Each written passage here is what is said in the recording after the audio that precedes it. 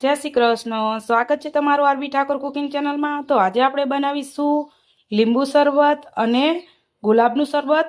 તો એના માટે મેં અહીંયા 1 ચમચી તકમરિયાને પાણીમાં પલાળી લીધા છે, 3 લીંબુ લીધા છે, ફુદીના અને અહીંયા સિકંજી પાવડર લીધો છે।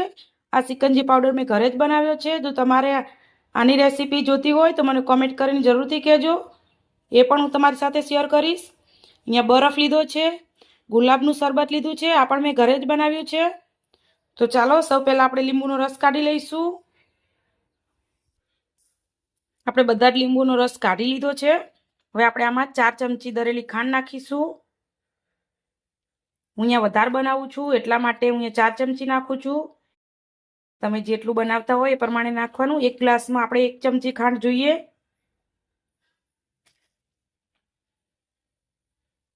સરસ મિક્સ કરી લઈશું। અહીંયા મેં દળેલી ખાંડ જ લીધી છે। હંમેશા હું આ રીતે દળેલી ખાંડ રાખું છું, એટલે ગમે ત્યારે આપણે શરબત બનાવવું હોય તો 2 જ મિનિટમાં શરબત બનીને તૈયાર થઈ જાય। કેમ કે આપણે સિકંજી પાવડર પણ તૈયાર કરીને રાખ્યો છે અને ખાંડ પણ દળેલી હોય, એટલે ખાલી આપણે લીંબુ નીચોવવાની વાર હોય। હવે આપણે આમાં જે ફુદીનો લીધો હતો એને મેં ઝીણો કટ કરી લીધો છે, એ આપણે આમાં નાખી દઈશું। અને જે સિકંજી પાવડર લીધો છે એ આપણે 2 થી 3 ચમચી નાખીશું।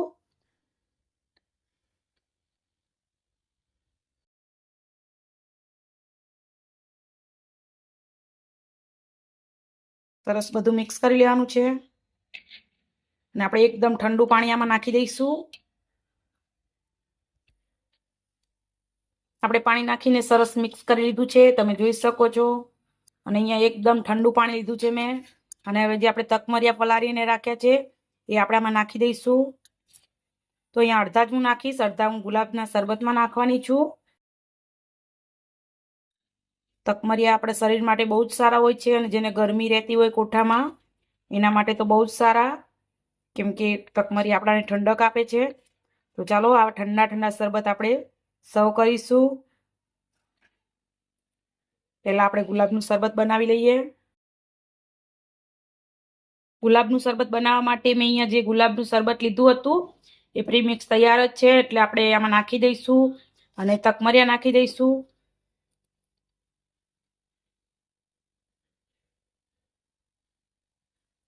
અને એકદમ ઠંડુ પાણી નાખી અને આપણે મિક્સ કરી લઈશું।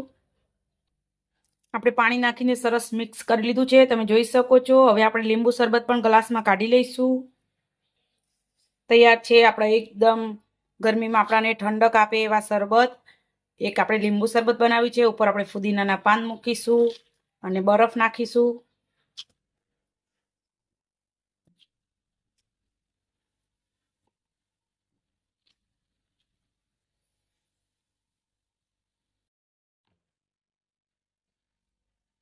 તો તૈયાર છે ગરમીમાં પીવાની મજા જ પડી જાય એવા લીંબુ શરબત અને ગુલાબ શરબત। તો તમે આ ઉનાળામાં જરૂરથી બનાવજો અને મને કહેજો કે તમને મારી આ રેસીપી કેવી લાગી। અને જો તમને મારી આ રેસીપી ગમી હોય તો લાઇક, શેર ને સબસ્ક્રાઈબ કરવાનું ભૂલતા નહીં। આવજો ને જય શ્રી કૃષ્ણ।